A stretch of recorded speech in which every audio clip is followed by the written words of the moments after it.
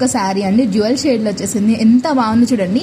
Night పార్టీస్కి కానీ ఏదైనా పూజలకు కానీ చాలా అంటే చాలా బాగుంటుంది. అటు ట్రెడిషనల్ వైబ్ ఇస్తుంది అండ్ ఆల్సో పార్టీ వైబ్ కూడా ఇస్తుంది ఆ షైన్ అండ్ ఆ డిజైన్ వల్ల.